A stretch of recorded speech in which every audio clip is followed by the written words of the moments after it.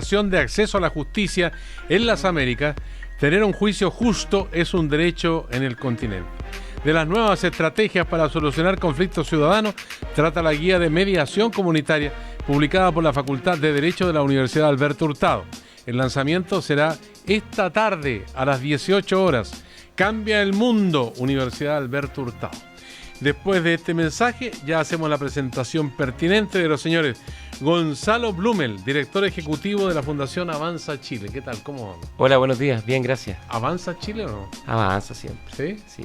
¿Con tropiezo o sin tropiezo? Siempre hay tropiezo, ¿Sí? pero siempre se puede avanzar también. Como la vida misma. Exactamente. Diego Calderón, presidente de la Juventud de la Democracia Cristiana, también está con nosotros esta mañana. Buenos días. ¿Sí? ¿Cuánto lleva ya en el cargo? Llevo ya 8 meses aproximadamente. ¿Sí? ¿Está empoderado, no? Sí, ya estamos en pleno periodo ya. ¿Los adultos le dan la pasada a los jóvenes la deseo, no? Hay que abrirse espacio entre los adultos. ¿Sí? Sí, Esa pero es una- ya es- tenemos una prueba de fuego este domingo con las primarias. Tenemos primarias para elegir a los candidatos concejales y esperemos que haya una gran cantidad de candidatos jóvenes electos. Ya. O sea, no los mismos de siempre, digamos. Así es. Eso depende de la ciudadanía que vaya a la urna a expresar su opinión. ¿Y qué pasa con las mujeres jóvenes? Eso ya es otra cosa. Estuvieron ayer organizadas, marchando. Ellos sí están muy empoderadas. Hay un movimiento de mujeres dentro de la democracia cristiana muy importante y eso obviamente a nosotros nos llena de orgullo. Y obviamente queremos apoyarla con todo lo que sea necesario.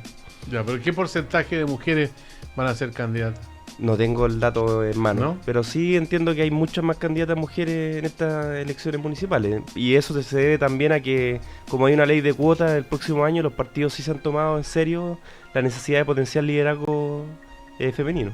Ya, y en Revolución Democrática, Sebastián de Polo, coordinador nacional, ¿se han tomado en serio esto de incorporar a las mujeres o no? Sí, muy, muy en serio. De hecho, ayer estuvimos en la marcha, muy masiva en la Alameda, pacífica además, con muchas otras organizaciones. Nosotros tenemos dos cosas que lo hicimos antes de que la ley de partido lo exigiera, digamos. Uno, es que tenemos cuota efectiva de mujeres en la directiva nacional del partido. De hecho, hoy día la directiva nacional son 3 mujeres y somos 2 hombres. Y en el Consejo Político, que es como el órgano más colegiado, más importante del partido, también hay cuotas que representan tanto a la gente de regiones como a las mujeres. Entonces yo creo que, y hemos tenido un muy buen aprendizaje de eso. Tener mujeres dirigentes mejora la calidad de la política, mejora la calidad del debate. Ahora, todavía quedan muchas cosas por superar y por trabajar, pero yo creo que la incorporación paritaria de la mujer en política es una cosa que a todas las fuerzas políticas le hace bien. La clase política chilena es particularmente masculinizada. 17% de mujeres son parlamentarias, es decir, tenemos una subrepresentación. Así que yo creo que la ley de cuotas debiera ser un avance y ojalá que los partidos tradicionales también la tomen en serio y no pongan a las mujeres para rellenar las listas. Que es lo que algunas mujeres tienen el susto de que pueda pasar, digamos. Oye, y no solamente Gonzalo Blumel. no solamente en la política, sería un poco injusto decir que solo la política hay poca presencia femenina en el mundo de la empresa, e incluso en el mundo de la sociedad civil. Uno ve que hay todavía una subrepresentación muy grande. Entonces, en el fondo, lo que hay es que estamos todavía muy en pañales en esa materia y han habido avance, obviamente, pero hay muchísimo que avanzar. Ahora, más de alguna mujer ha dicho, oye, menos flores, menos chocolate y más reconocimiento de derechos para la mujer. ¿Ustedes creen que este Día Internacional de la Mujer ha marcado un antes y un después o ha sido más de lo mismo? Yo creo que Gonzalo Blumel. creo que es un continuo, este es un proceso que se remonta hace mucho tiempo. No hay que olvidar que el voto femenino en Chile es bastante reciente. El voto femenino es de la década de los 50, por lo tanto, este es un proceso, digamos, que todavía tiene mucho que avanzar y del cual tenemos mucho que aprender. Yo creo que todavía hay mucho espacio, hay diversos ámbitos en los cuales hay que tomarse en serio. Yo, por ejemplo, un tema fundamental es el tema de la participación de las mujeres en el mundo del trabajo. En general, en los sectores más populares, la participación de las mujeres es bajísima. ¿Y cuál es el problema de eso? Que además coincide con que los hogares más pobres en general están encabezados por jefas de hogar que son mujeres, digamos. Entonces, en el fondo, ahí se produce una suerte de círculo vicioso que hay que superar porque en el fondo se produce una especie de trampa a la pobreza. Entonces yo creo que hay muchísimos espacios donde todavía nos queda demasiado por avanzar. Bueno, esto de la discusión del voto femenino venía de por allá de 1920, ¿no? Y una grande luchadora, entre otras, Amanda Labarca, por ejemplo, una educadora. Ustedes saben que Amanda Labarca se llamaba Amanda Pinto.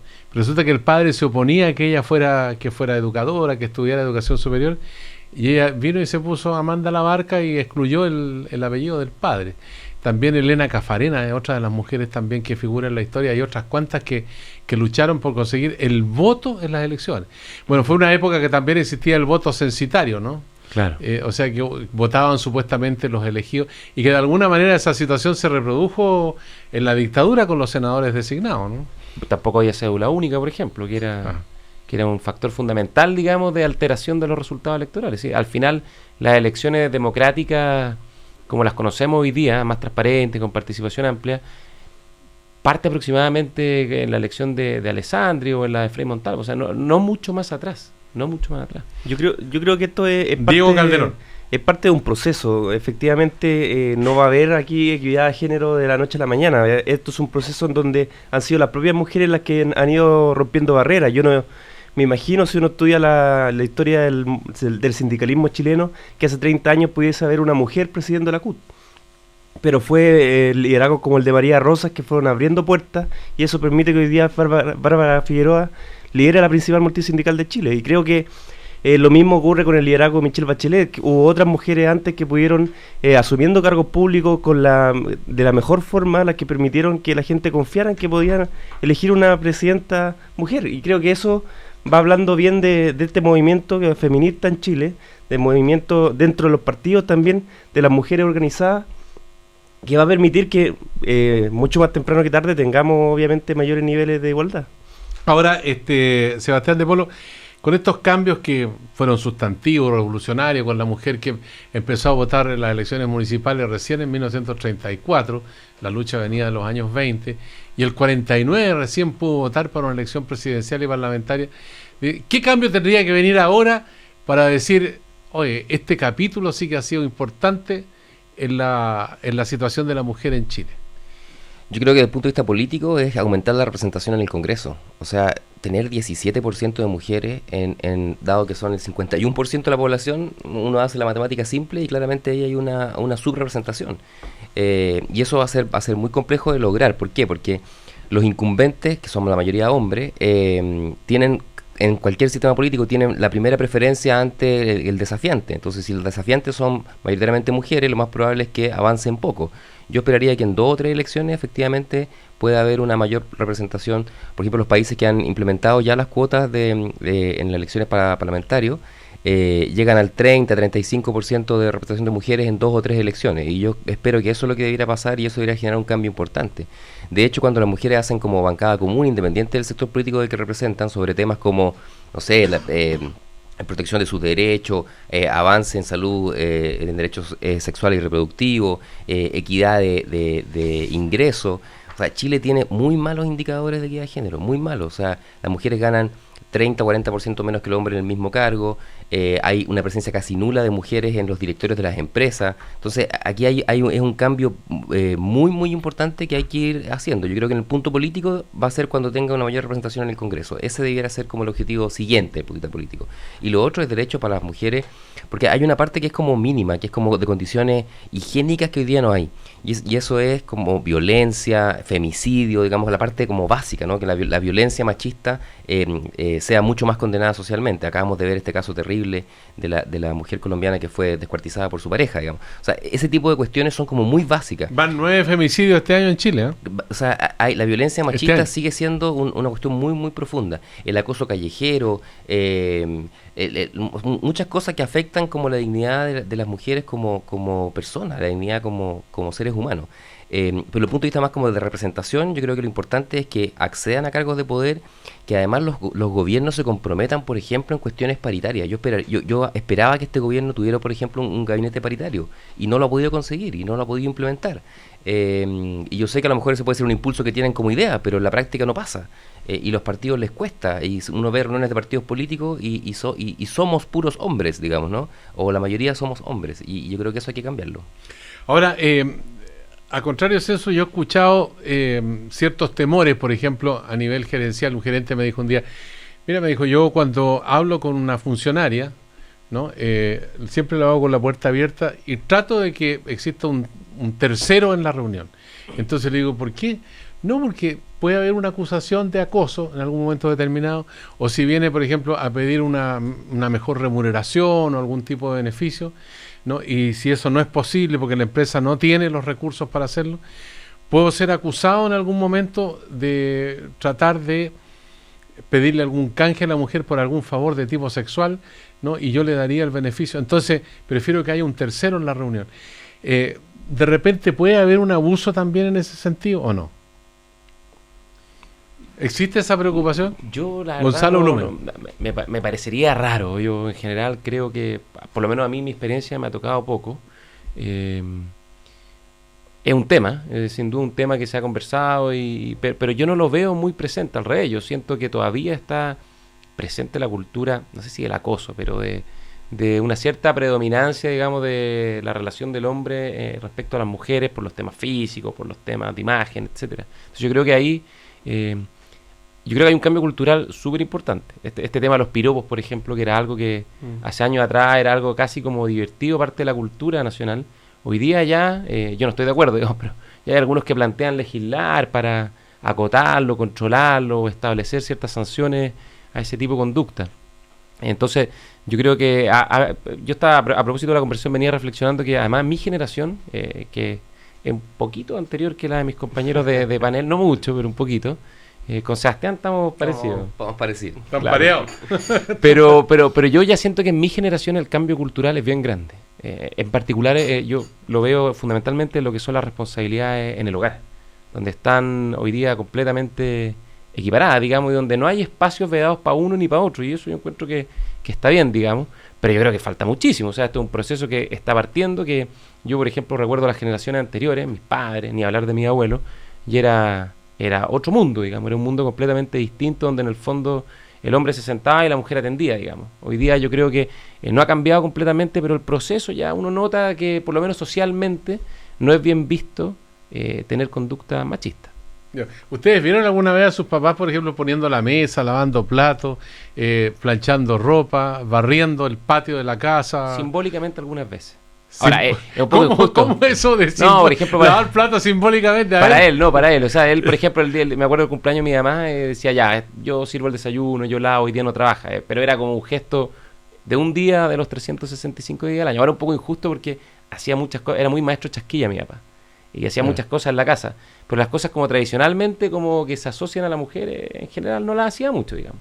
Ya. ¿Y los demás qué dicen? No, en mi caso sí, yo me acuerdo Sebastián de Polo. que tengo un recuerdo de que alguna vez, o sea, varias veces nos pasó que para lavar ropa, las cosas como grandes, ¿no? Las cosas así como, no sé, la ropa de cama y esas cuestiones. Sábana, ¿no? colcha. Entonces, efectivamente era una minga familiar, digamos, para poder ayudar y mi papá participaba harto de eso.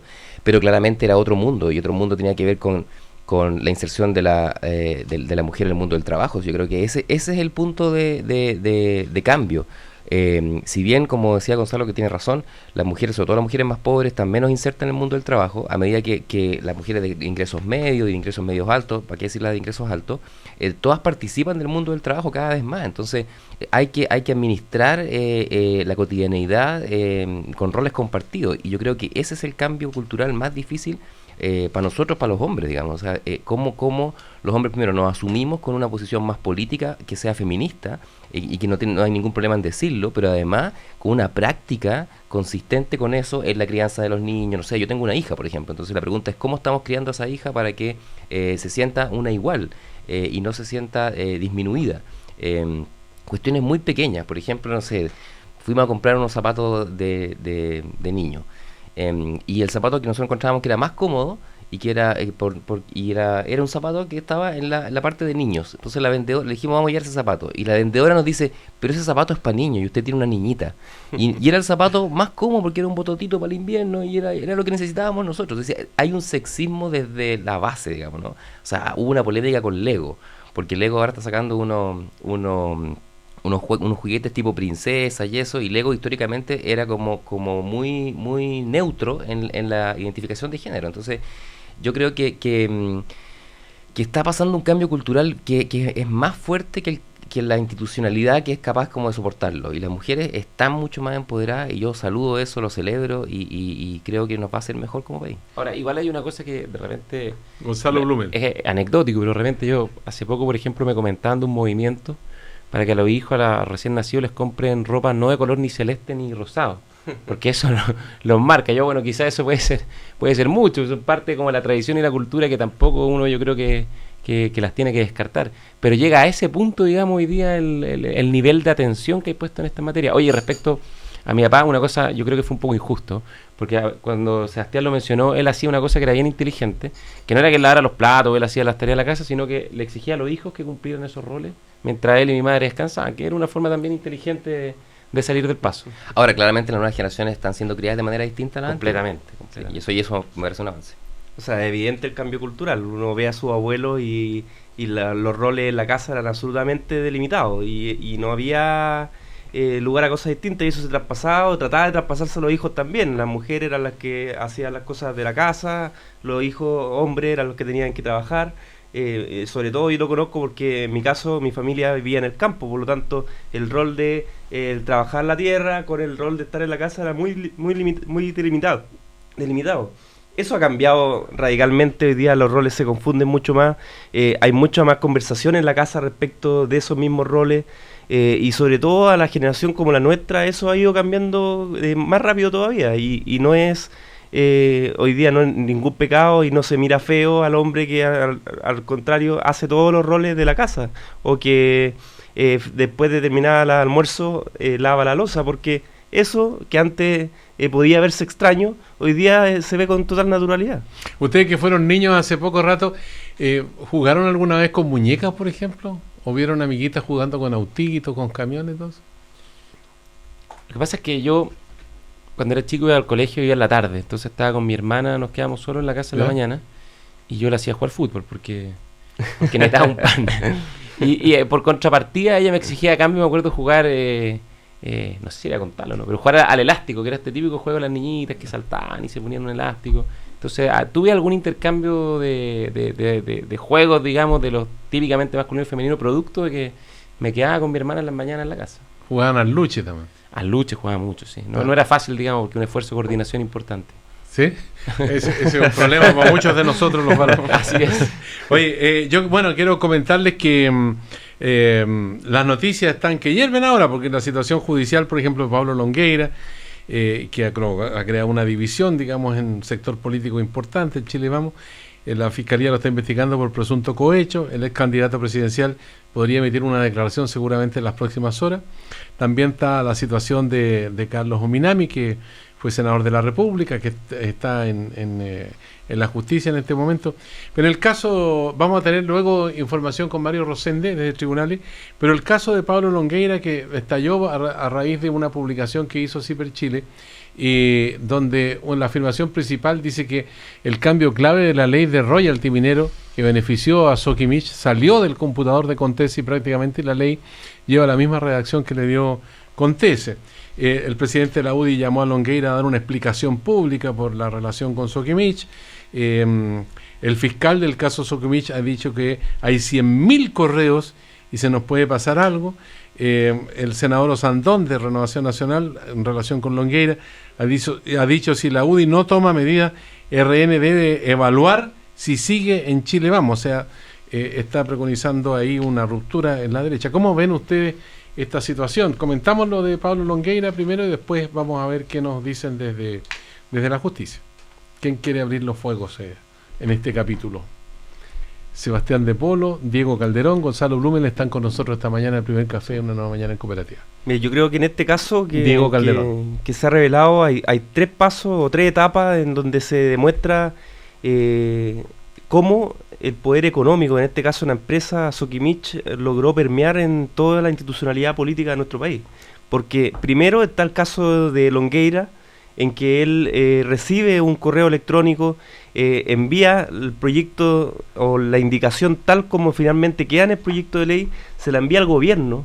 El gobierno de Sebastián Piñera, y a través de probablemente de su ministro de Minería, que era Lawrence Goldborn, toma esta indicación, la hace suya, la presentan a través del gobierno, y luego el Congreso la aprobó sin mayor reparo.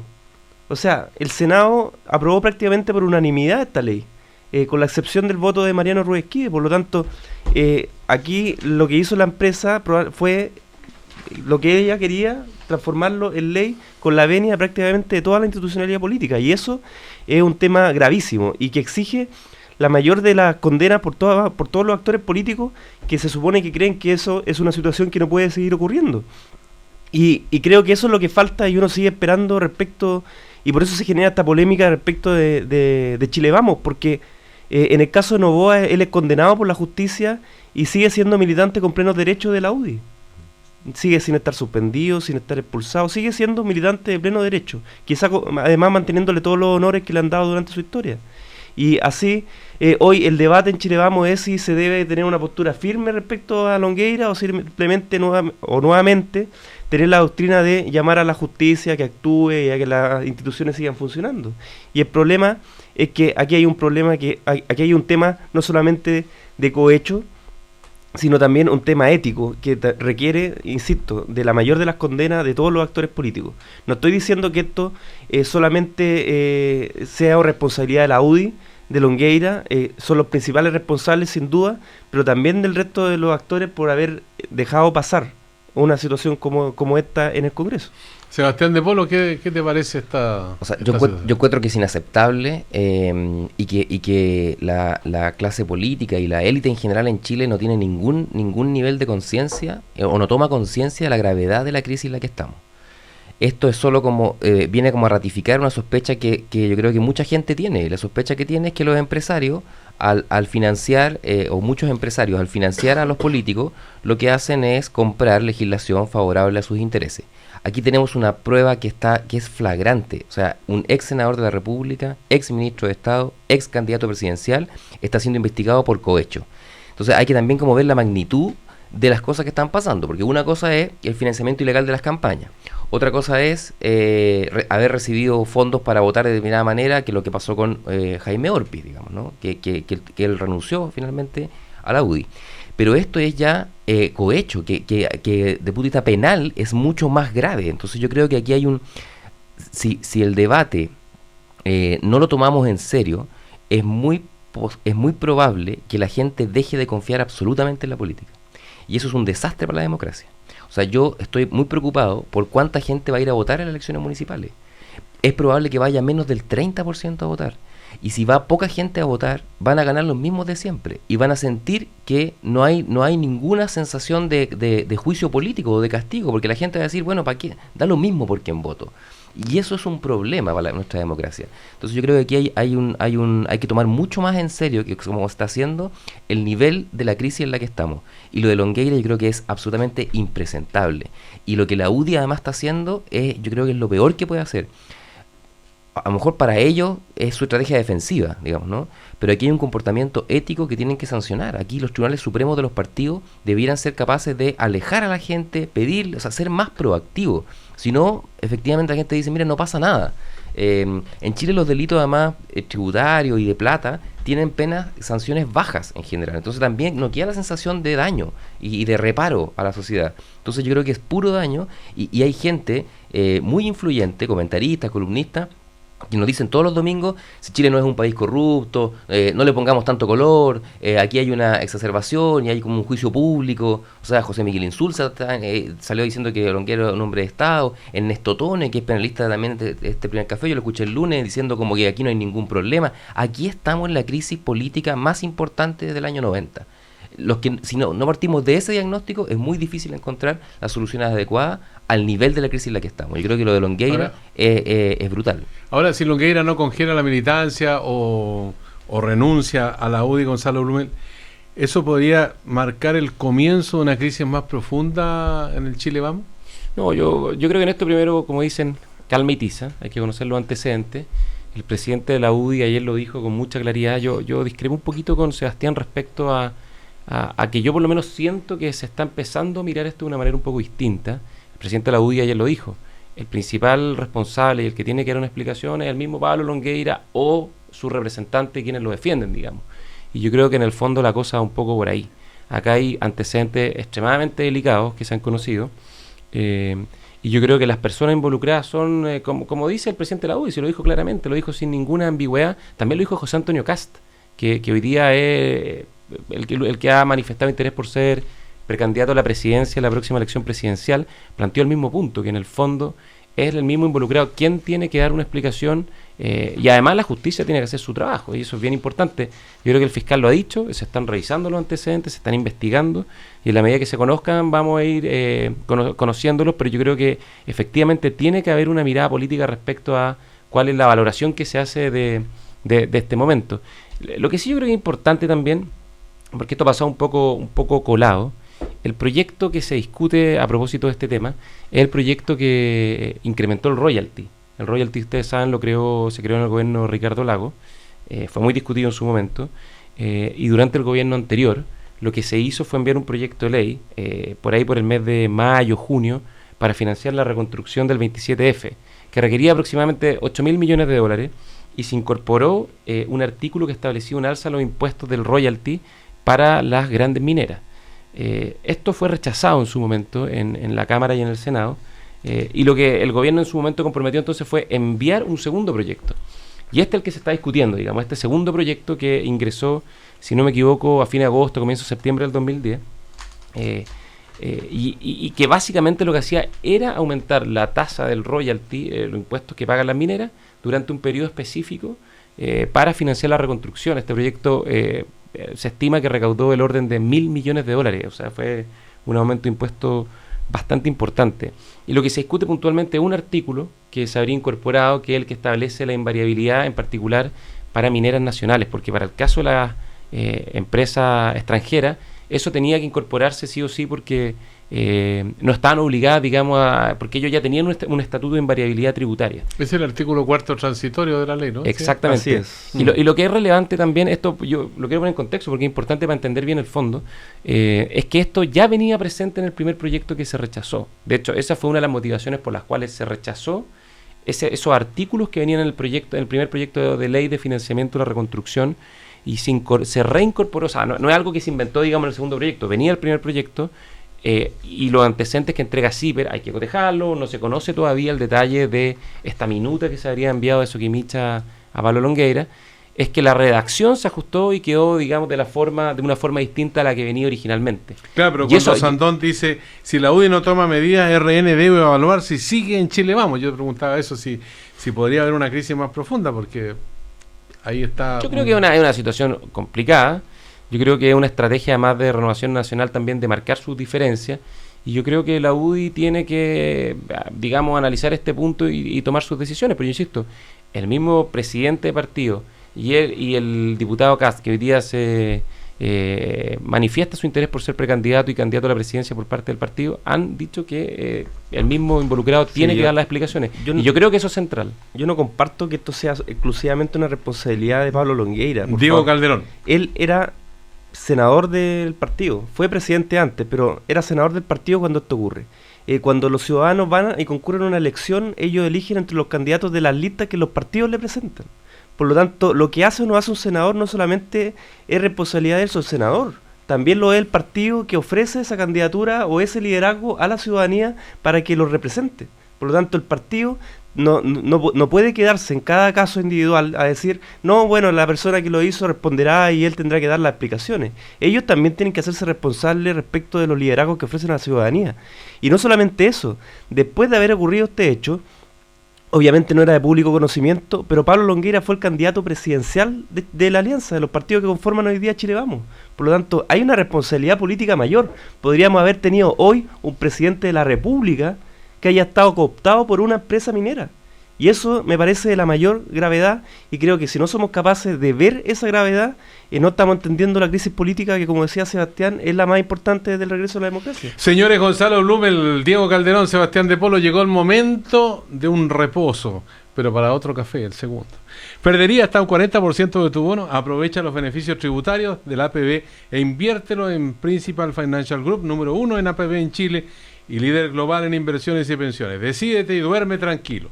Pide tu crédito de consumo Coopeuch hasta en 84 cuotas y continúa construyendo tus sueños junto a tu familia. Coopeuch, unidos por lo que quieres. Señores, una pausa para un respiro y un segundo café y seguimos hablando aquí en una nueva mañana en Cooperativa. Don Marcos Concha, con las manos de Ángel, pone otros sonidos importantes en el aire.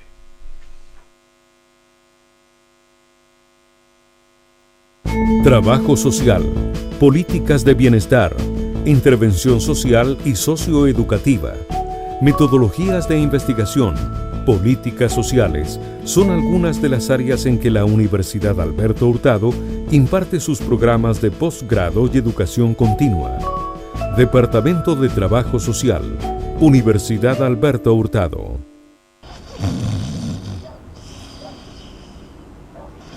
Llegó marzo, llegó marzo, llegó... Hay que pagar cuentas, hay que pagar cuentas, hay que pagar...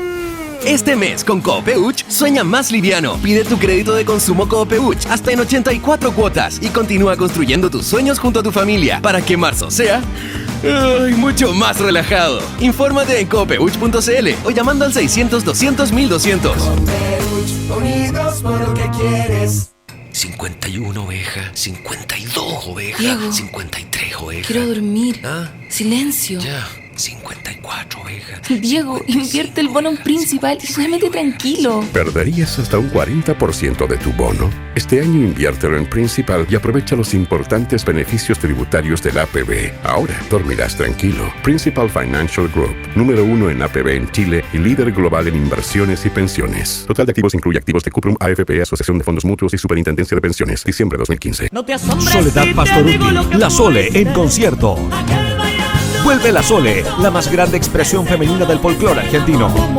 Viernes 29 de abril, Teatro Nescafé de las Artes, 21 horas. Entradas, Sistema Ticketek. Y sábado 30 de abril, Casino Enjoy Viña del Mar, 21 horas. Entradas, Sistema Punto Ticket. La Sole en Chile. Colaboran Radio Cooperativa y Happening. Patrocina Embajada de Argentina. Produce Swing. Los viajes a dejar a los niños al colegio, los paseos de fin de semana, las idas al cine, las juntas con los amigos, las salidas a comer. En marzo vuelven muchas cosas buenas. Volvió Toyota Sale. Modelos espectaculares con bonos imperdibles. Cotiza el tuyo en toyota.cl o acércate a cualquiera de los concesionarios Toyota a lo largo del país y aprovecha la oportunidad de tener el modelo Toyota que siempre quisiste. Apúrate, el tiempo pasa volando y Toyota Sale es solo hasta el 31 de marzo. Aprovecha hoy Toyota Sale. Ya comenzó el Festival de Sabores en el Bohío, el restaurante al aire libre de Sheraton Santiago. Disfrute de su nueva temporada de verano con exquisitas carnes grilladas, su variado buffet, alternativas de platos de pescados y pastas y la reconocida olla del chef. Conozca las deliciosas tentaciones que cada día se preparan en el Bohío de Sheraton Santiago, de lunes a domingo en horario de almuerzo y cena. Reservas al 222-33-5000, anexo 7026. Ya comenzó el mercado de pescados y mariscos Jumbo. Los mejores productos del mar al mejor precio. 30% de descuento en todos los camarones congelados, pagando con tarjetas Cencosud. Choritos frescos, 990 pesos el kilo. Ven al mercado de pescados y mariscos Jumbo, donde la calidad no cuesta más. Te esperamos desde el 9 al 13 de marzo. Jumbo te da más.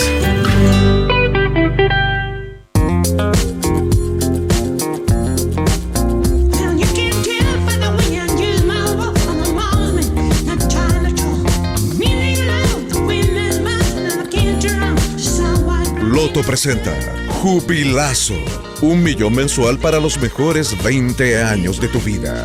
Loto sigue creciendo. Ahora te da 6 nuevas oportunidades para ganar en cada sorteo. Partiste a jugarte un loto, pero con Jubilazo. Ahora en tu mesa, salud, sonido y sabor. Sal líquida Tatio, 0% sodio. Sí, líquida y sin sodio. 2 grandes ideas juntas en un práctico envase con dosificador spray para sazonar tus ensaladas como nunca antes y con todos los beneficios del potasio. Ayuda a eliminar el exceso de sodio, a disminuir la presión arterial, mejora el funcionamiento renal y más. Una idea 100% chilena y 0% sodio. Sal líquida Tatio, tradicional, más salud, buen sabor. Cámara Chilena de la Construcción. 18 grados. 18 grados en Santiago. La Serena es turismo y construye nuestra imagen en el exterior. Temuco es agricultura y construye el abastecimiento del país. Puerto Montt es pesca y construye el prestigio de nuestros productos del mar. Porque construir Chile es obra de todos. Los constructores llevamos 65 años aportando al desarrollo del país. Cámara Chilena de la Construcción. Obra de constructores. Obra de todos. Cooperativa. 21 minutos para las 10. 21 minutos para las 10. Continuamos conversando y compartiendo el primer café con los invitados de hoy en una nueva mañana en Cooperativa.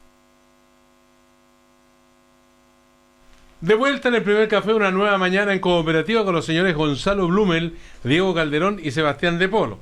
Le pedimos a usted que ahora está en condiciones de pedir su crédito de consumo en Copeucha hasta en 84 cuotas y continuar construyendo tus sueños junto a tu familia. Copeuch, unidos por lo que quieres.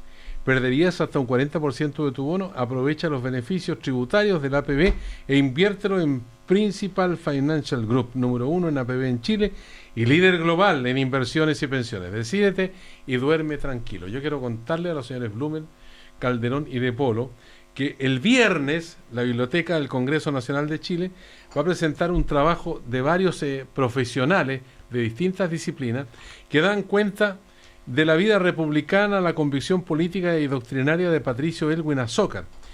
¿De qué se trata esta publicación de la Biblioteca del Congreso Nacional de Chile? Bueno, de una serie que vienen publicando ya hace bastante tiempo. Primero fue Arturo Alessandri Palma. ¿Por qué razón? Porque Arturo Alessandri Palma fue presidente de la República y antes fue presidente del Senado. La misma situación también en el caso del doctor Salvador Allende Gossen, Eduardo Frei Montalva, y ahora entonces le corresponde el turno a Patricio Elwin. Esto va a ser el próximo viernes en el Salón de Honor del Congreso Nacional y es un trabajo bastante acucioso de varios especialistas de distintas disciplinas que tiene más de 300 páginas y yo lo tengo en mis manos. Aquí lo pueden ver. También se puede ver por pantalla, ¿o no? Sí, se puede ver por pantalla. Porque estamos en streaming acá, ¿eh? Nos ven en todo el mundo.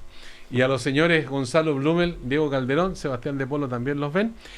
Yo quería contarles que está en pleno desarrollo la convocatoria judicial para Carlos Ominami, que lo habíamos mencionado en comienzo, y tenemos a Patricio Rosende, para que ustedes lo puedan escuchar a través de los fondos.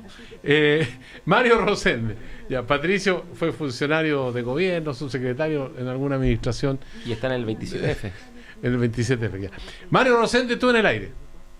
Así es, Sergio, ya nos encontramos acá en el octavo juzgado de garantía de Santiago, en el Centro de Justicia, donde ya se está realizando esta audiencia de formalización en contra del ex senador del Partido Socialista, Carlos Ominami, también en contra del ex gerente general de SQM, Patricio Contese. Todo esto en el marco de esta investigación por delitos tributarios vinculados al financiamiento irregular de su campaña senatorial. Fue la fiscal Paola Castiglioni la que dio a conocer los primeros antecedentes ante la formalización, incluidos todos estos en las querellas que ha presentado el Servicio de Impuestos Internos en contra de Ominami y Contese. La última fue ayer, recordemos, donde aparece la facilitación de 8 facturas falsas entre el 2009 y el 2010 por 178 millones de pesos, y también se invoca una infracción a la ley de donaciones, además de otros ilícitos incluidos en la primera querella que se presentó en octubre del año pasado. Todo esto vinculado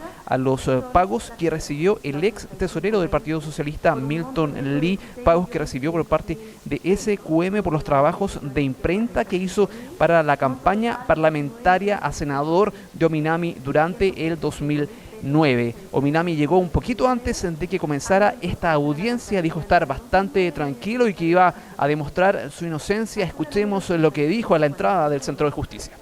Chiquillo, hablemos con tranquilidad después. Llega tranquilo. Muy tranquilo, véame la cara. Véame la cara. Izquierda. La posibilidad de hacerlo con tranquilidad. Claro, breves declaraciones entonces de Carlos Ominami. No quiso hablar mucho, dijo que una vez que termine esta audiencia de formalización va a hablar acá en las puertas del tribunal donde se está realizando su formalización. Ahora, Sergio, te invito a escuchar brevemente las palabras de la fiscal Paola Castiglioni, quien está dando a conocer los cargos en contra de Ominami. 5.000 pesos de fecha 27 de julio del 2009, incorporada en la contabilidad en el año 2009, cuyo año tributario de declaración fue el 2010. Cuarta factura, la 8627, por 20 millones de pesos, con un IVA de 3.800.000 pesos, un monto total el detalle de los montos incluidos en estas facturas ideológicamente falsas que emitió Milton Lee a la empresa SQM, esto por los pagos que realizó justamente Sokimich por los trabajos que hizo la empresa de Lee para la campaña de Carlos Ominami. También se espera que una vez que se discutan las medidas cautelares, luego de eso se extienda el plazo de investigación. 5 meses sería lo que estaría pidiendo el Ministerio Público para seguir adelante con las diversas aristas del caso SQM. Una muy importante, sin duda, Sergio, la que tiene que ver con el ex senador y también ex ministro de Economía, Pablo Longueira, luego de los últimos antecedentes que se han conocido por su vínculo con Patricio Contese. Por supuesto que también le vamos a preguntar a la defensa de Contese y al propio ex gerente general sobre estos correos electrónicos, esta comunicación que tenía con Pablo Longueira, Sergio.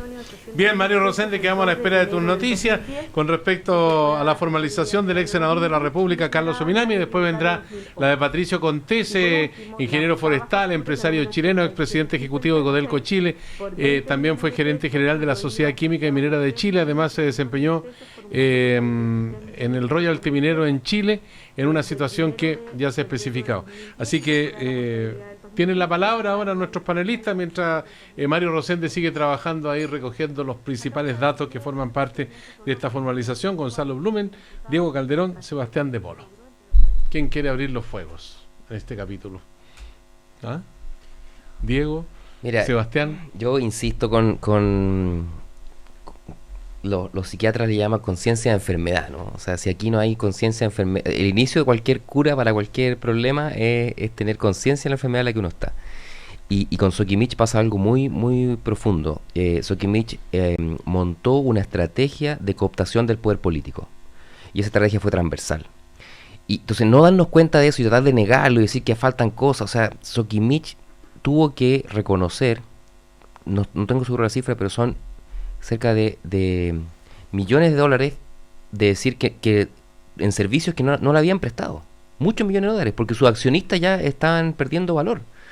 Y esta es una empresa, recordemos, que fue privatizada en negro a el yerno de Pinochet en la dictadura, que se llevó un recurso estratégico y contratos de concesión de un recurso natural no renovable en los salares del norte. Entonces, aquí hay un problema más grande que solo la relación plata y política. Aquí hay un problema de qué hacemos con los recursos estratégicos del país, qué hacemos con estas empresas que fueron privatizadas a precio huevo además, y que además tienen un comportamiento corrupto frente y una intención de corromper el proceso democrático de deliberación de la construcción de las leyes. El mismo caso es el caso de Penta. El caso de Penta, no sé si la gente sabe, pero Penta se inició como la privatización del Instituto de Seguros del Estado. Sergio se debe acordar, el ICE, que era el que aseguraba la compra de viviendas en todo Chile. Y a partir de eso generaron esta empresa financiera, a finales de los 80 fue privatizada, y de nuevo con una intencionalidad clara de financiar un sector político, en el caso de SQM es de corromper transversalmente a la clase política. Entonces aquí hay la gravedad de la crisis, hay que tomarla en su justa medida. Yo creo que es muy profunda.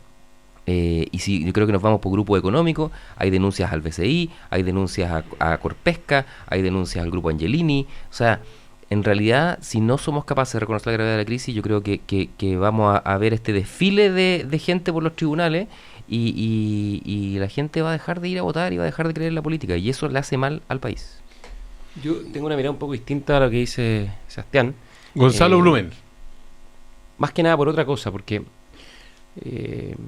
yo creo que lo fundamental obviamente es un momento político súper difícil. Eso no hay ninguna duda. Y de hablar del Festival de Viña, donde las rutinas humorísticas fueron como el catalizador de toda esta tensión que hay respecto a la ciudadanía y la política. Pero también yo quiero poner una mirada quizá, uno podría decir un poco más republicana. Yo creo que está bien lo que está pasando, o sea, en el fondo es porque las instituciones están funcionando, obviamente ha costado, no ha sido fácil, ha sido tropezones en muchos momentos, como hablábamos al comienzo, se avanza pero tropezones, y como tú decías, Sergio, Estamos hablando que es una persona emblemática del Partido Socialista, que fue ministro de Estado, fue socialista, pues renunció al Partido Socialista. Renunció hace un tiempo atrás, sí, pero de corazón debe seguirlo siendo. Fue ministro de Economía de Patricio Aylwin, del presidente Aylwin. Fue senador mucho tiempo. Por lo tanto, yo creo que lo que hay en el fondo acá es dejar que las instituciones funcionen, tomar conciencia que es un momento extremadamente complejo, político y social.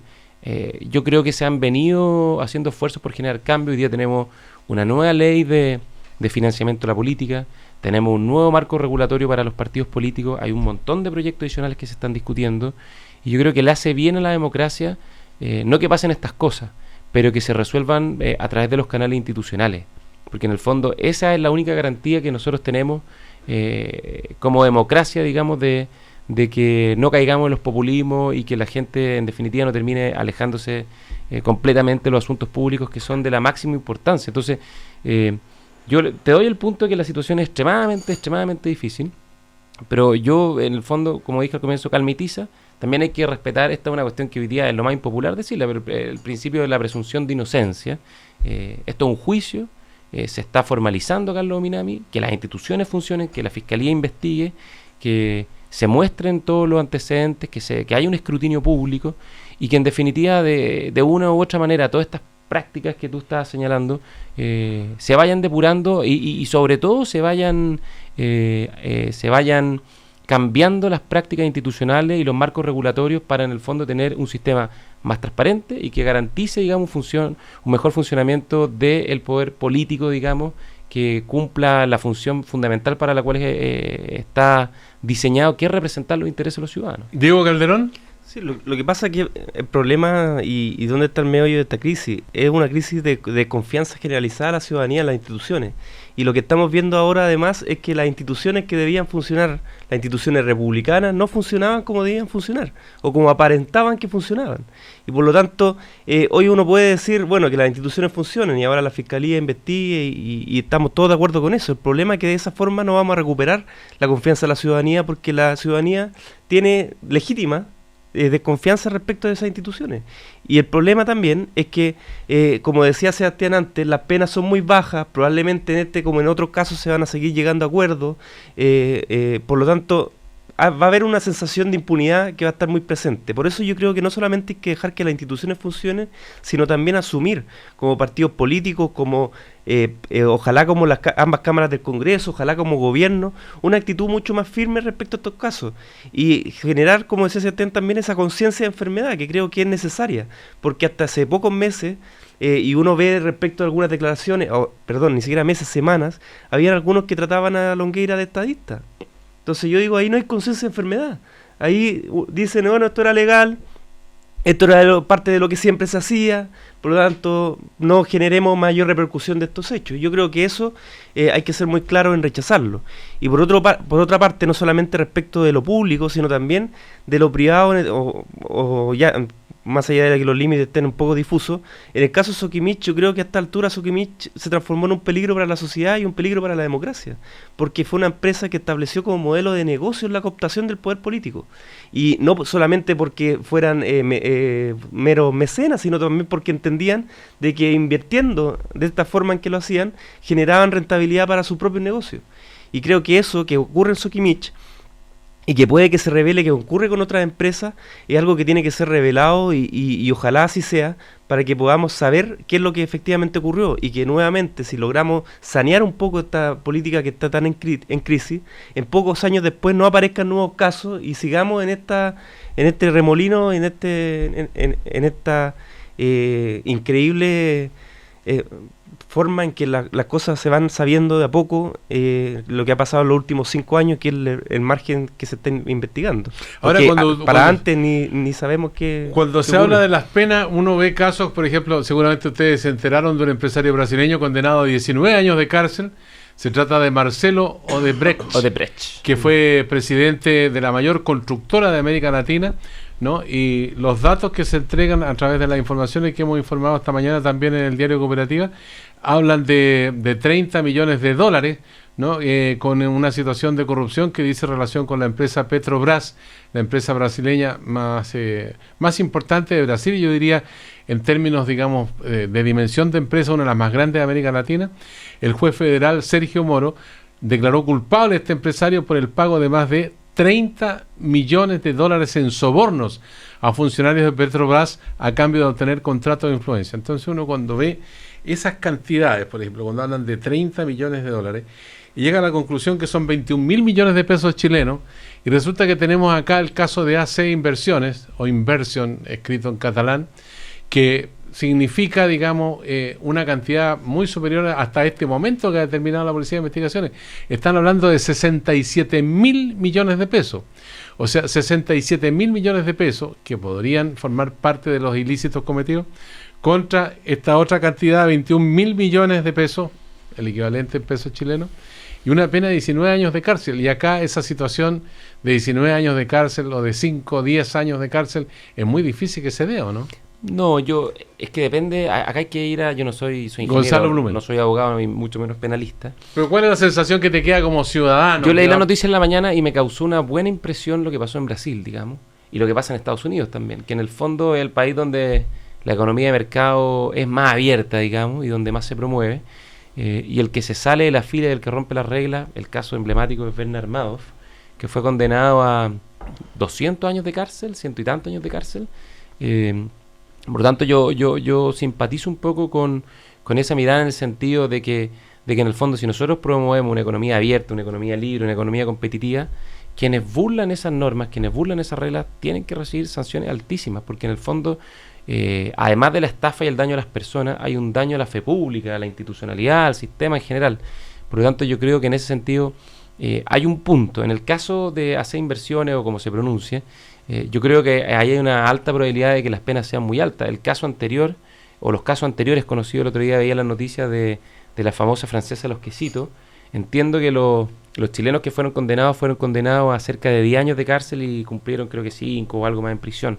Entonces, yo creo que tú tienes razón en un punto, hay que ver, puede que no haya una cierta armonía de todas las penas, en particular las penas que tienen que ver con delito económico. En el caso de colusión, por ejemplo, existía la pena de cárcel y fue sacada de la legislación y hoy día se está discutiendo reincorporarla. Y yo creo que es una buena cosa.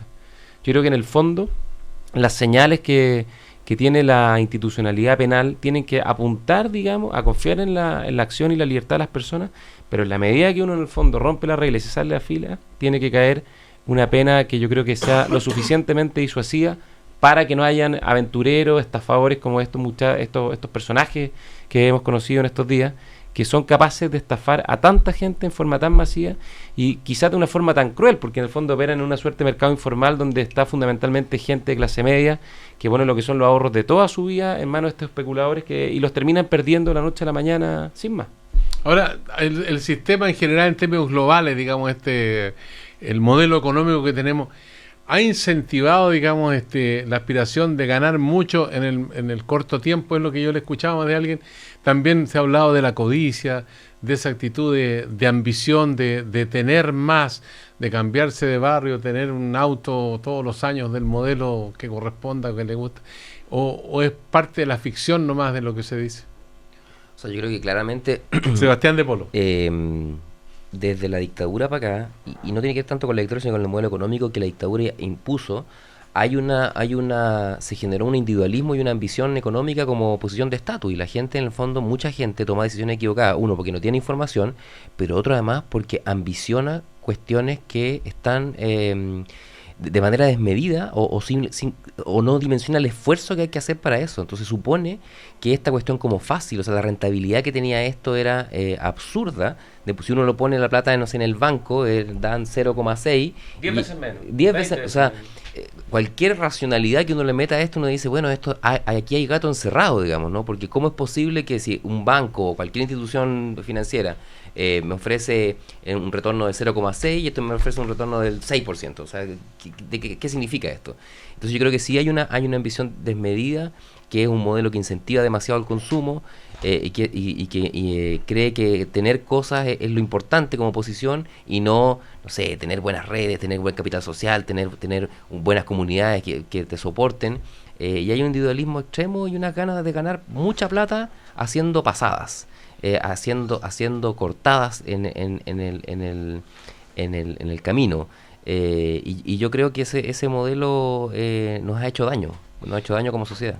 Ahora, aquí no se salva ni el gato, diría alguien, ¿no es cierto?, a nivel popular. Las cutufas que enfrenta el general Oviedo se refiere al ejército, financiera bruja y otros líos. Cambio 21 esta mañana, y dice que considerable número de integrantes de las Fuerzas Armadas y las policías aparecen involucrados en la estafa. Sospechan que platas del Milico Gate se desviaron a la financiera trucha. Entonces, cuando la ciudadanía ve esto, produce desazón, uno podría decir. Rabia también. Sí. Pero mira, es que yo creo que hay una cosa Gonzalo Blumel, que hay que tener en cuenta. Las estafas piramidales no surgieron con el modelo, ni son un invento chilensis, digamos. Los primeros casos registrados tienen, 200 años, son del siglo XIX. Esto es bien antiguo, digamos, ¿no? Exactamente. Entonces, lo que yo creo que hay que tener presente, que en el fondo querer tener más, querer enriquecerse no está mal, digamos. Es una legítima aspiración que pueden tener las personas para poder optar a una mejor calidad de vida y una mejor expectativa para su hijo, digamos. Lo que en el fondo hay que rechazar es obviamente aquellas conductas que buscan burlar la ley, que son fruto, digamos, de ambiciones desmedidas. Y en ese sentido me parece bien, por ejemplo, lo que tú señalabas de Brasil, que una persona que se sale de la fila, que paga soborno y que comete delitos tan graves y que estafa la fe pública de una manera tan brutal, tiene que ser sancionada con pena muy dura. Y por ejemplo, y con esto termino, acá se ha puesto mucho el foco, en el caso de AC Inversions, en las personas que fueron, entre comillas, pavas, por decirlo elegantemente, por confiar en esto, por ponerlo así. Pues tenían oficina, domicilio fijo, funcionaban hace 5 años. En estos chantas, pero al final del día lo que hay que indignarse es con estas personas que estafaron a la gente, y hay que darle lo más duro y firme que tenga la ley, digamos, en sanciones para que esto se disuada, y si es que falta revisar las penas, hay que revisarlas para que no se vuelva a repetir. Le quedan 5 segundos a Diego Calderón. Sí, muy brevemente, solo invitar a la gente a participar de las primarias de este domingo de la Democracia Cristiana, primarias municipales. Pueden informarse en www.pdc.cl, ahí está toda la información, y para que vean si hay candidatos, o sea, hay elecciones en sus comunas. Y ojalá que voten por los candidatos jóvenes, porque es la única forma en que podemos cambiar lo que hemos estado conversando, y cambiar la política es transformando la política, y eso se hace a través del voto. ¿Y las candidatas jóvenes también o no? Candidatos y candidatas, porque no me retengo. Gracias, Gonzalo Blumel, Diego Calderón, Sebastián de Polo, que estuvieron con nosotros en esta jornada de miércoles 9 de marzo, aquí en el primer café, en una nueva mañana en Cooperativa. Don Marcos Concha, cierre la cortina.